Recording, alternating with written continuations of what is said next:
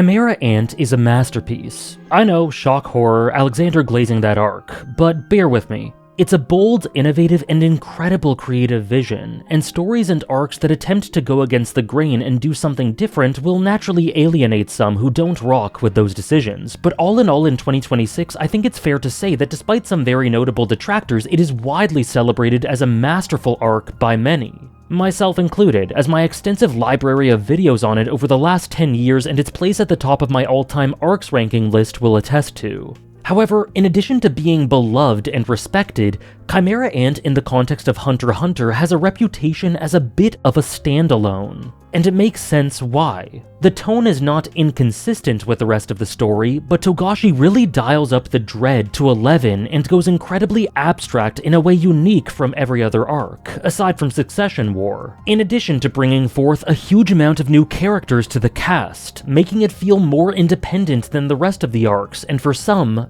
less connected. However, the idea of a disconnect could not be farther from the truth, because the core foundations and tenets of Chimera Ant were established long before it begins. Its effects ripple forward in all of the narrative material afterwards, and it is more keenly focused on the aesthetic and thematic messages encapsulating the full series than ever, even if it can feel at times like an isolated detour with world-ending stakes. I've talked about this in past videos, so I won't bore you by repeating myself, but the point is, Chimera Ant, despite its novelty, would not work like this in any other story, and would not work nearly as well in any other place in this story. And an essential part of the reason for that is Greed Island, an arc that is special in and of itself, but without which, Chimera Ant wouldn't hit half as hard. I've stated in the past that Heaven's Arena is mechanical greatness in arc form, and it is, and I still adore it to this day. But over time, I've come to see that Greed Island is the greater masterpiece in mechanical storytelling, laying foundations, furthering themes and dynamics, and ultimately perfectly positioning the story for Chimera Ant to hit as hard as it does while being such a fun, dynamic, and heartfelt self-contained arc in and of itself. And like its successor,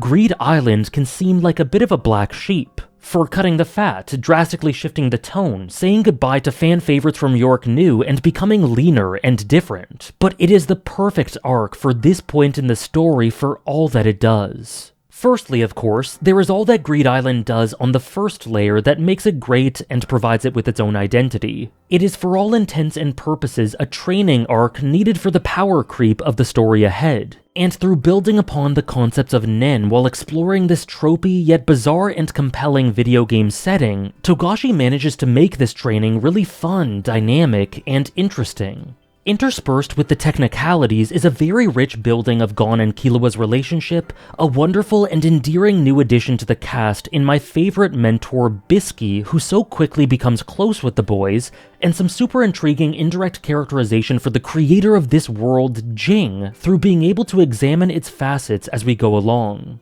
Through Greed Island's design, we see Jing's yearning for adventure and the open horizon, his nerdy love for video games, his penchant for detours, his sheer heart and desire to give people like Razor a second chance and a home, and pertinently, how much he loves and values the connections that can be made with others through shared experience. Something we learn for certain on the World Tree, but can see in the quest and scenario design in Greed Island. The arc introduces a pretty cool secondary cast, an insane amount of detail in the world mechanics to sink your teeth into if that's your thing, a thesis on the nuances of what truly matters in life through examinations of what seems like the game's philosophy, how Gon dwells and reacts to it, and how the likes of Batera and Genthru's respective roles foil and contrast in relation. And of course, the fight against the latter to cut short his malicious villainy and hubris and the dodgeball game are both series highlights for their sheer impact, hype, and emotions, but also through the knock-on effects that they'd prove to have after that we'll get into.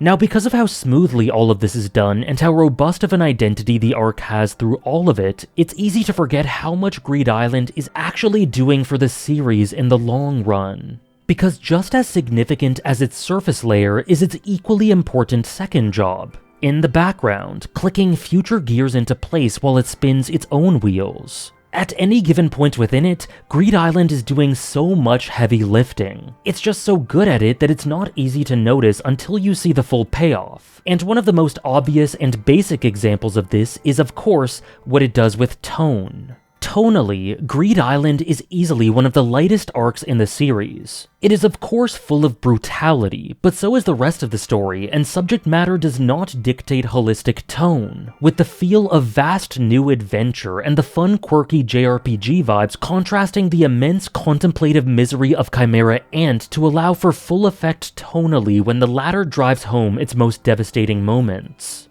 As I described in my Gen-Through video, contrast in sequence is a tool that Togashi constantly uses in how he constructs his arcs for optimal effect. And Greed Island, arguably the lightest arc in the series, being directly before the darkest arc in the series, is not a coincidence. It allows for as much impact as possible while we get dragged through the muck. But tied into this tonal idea is the way that this arc sets things up and lays foundations for Chimera Ant through introducing or furthering plot threads that would become essential later on, while not properly paying them off yet despite exploring them. What I essentially mean by that is that the narrative of Greed Island doesn't punish Gon and Killua for the warning signs they show in terms of their relationship and psychology, and instead actually cruelly rewards them, luring them and the audience into a sense of false security and coaxing them into believing that everything is fine. But erratic and questionable behavior and relationship dynamics is still a problem even without a consequence. It's just a problem without a clear symptom, which makes it all the more difficult to identify and address. And we see that here. We of course have Gon's recklessness and one-minded rage against Gen-Through, carrying out the plan to defeat him but then tossing it aside due to his pride and ego and desire to win comprehensively and properly, which he freely admits and has been showing signs of since the exam. This then leads to him getting his arm blown off and putting his life at great risk for entirely arbitrary reasons that had no basis in reality. And the reason for that is because Gon is fundamentally fragmented psychologically. He has a unique sort of inferiority complex and gnawing constant anxiety stemming from his desire to be accepted by and worthy of Jing. Due to his warped expectations and Jing's lack of communication, Gon feels like he needs to achieve tremendous feats and become his idea of peerlessly strong, otherwise he will never be acknowledged by Jing. So as I explained in my Gon video, he is obsessed with constant progress by his own narrow standards and displays a desperation when he feels he is not winning in a way that contributes to that. This is something present throughout the whole story, from the Hanzo fight until his explosion against Pito, a constant accumulation of stress and self-hatred whenever he feels he shows any signs of weakness, an indication of him needing to win in a way that feels like progress towards the strength needed for Jing's approval to quell the anxiety and inferiority in his heart. And while there are a lot of times where Gon shows a maneuverability that allows him to grow, often it's a strict adherence not to survival or holistic experience or growth or the necessary results, but to his own personal values of what dictates a total victory. This causes him to want to prove his own power rather than play a passive and tactical game for the sake of victory against Gen-Through, and it ends up just about working out in the end, but this only further blinded Gon because it's a slippery slope and a terribly dangerous mentality that seemed on the surface to be working. Here he defeated an immense foe, passed the test that Jing set for him specifically in Greed Island, and made huge strides to make it closer to him than ever before. By the end of Greed Island, he felt closer than ever to Jing, with a lot of credit going to the specific mindset that got him there. But very quickly, Gon is shown a brutal reality, that in actuality, he feels farther than ever from Jing, and his volatile methods left him without any semblance of a healthy foundation to fall back on. Gon sees Jing as something akin to a god throughout most of the story. Because of his mystique and feats, and because he is his biological father whose values he aligns with, Gon deifies him into something more than a man and hates to see people seemingly misuse Greed Island as a game by cheating and being underhanded, without realizing that Jing very likely knew that this would happen and without seeing that Jing is not a divine being who deserves universal praise and adherence to his values. It all ties into his skewed idealism regarding Jing, the lack of realism he applies. Jing is a highly impressive man, but he is still just a man, and he never needed or wanted Gon to live up to some insane arbitrary standard of inhuman strength to be worthy of him. But, because of how evasive and non-communicative he was, Gon never knew this, and in Greed Island we see how skewed his mentality regarding Jing is. But again, this self-interest, self-criticism, tunnel vision, and recklessness derived from his visceral aversion to feeling too weak for Jing is never punished, and Gon remains horrifically ignorant that it isn't sustainable at Greed Island's end.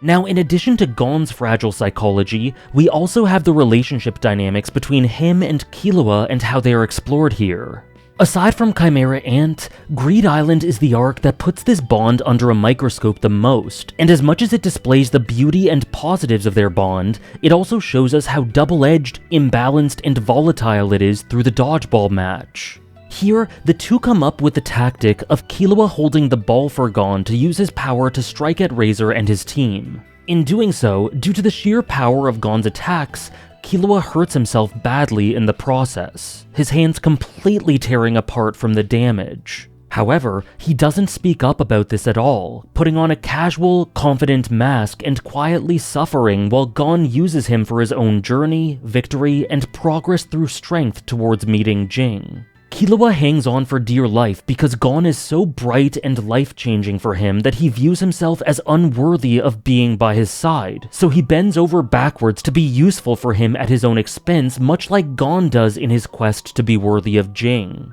In both cases, the two pursue something due to their lack of self-worth, with Gon unintentionally causing pain for Killua in the process and Killua likewise causing pain for himself. He is placed in a position to bear a disproportionate amount of pain simply to continue to be by Gon's side, thinking that if he doesn't, he isn't worthwhile. And this match exemplifies this. And not only that, but Gon states during the game that he is totally aware of Killua's hands and yet went along with it anyway for the sake of their goal, but that in spite of how much pain it causes Killua, he needs it to be Killua that holds the ball for him, even if others can do it just as well. It's a beautiful relationship that shows how essential each is to the other, but due to the complexes of both characters, it is an imbalanced one that causes suffering on Killua's end and selfishness and pain for his loved ones on Gon's, in spite of the latter not meaning to do this at all. While this trust in Killua is beautiful and meaningful for the boy who has only just begun to see the beauty of connection, it is unintentionally exploitative, as Gon essentially says that he will build his success specifically off of Killua's pain, even if that isn't the sentiment of what he means at all. There is no malice here, but there is an ignorance of just how significant the pain he is causing Killua is,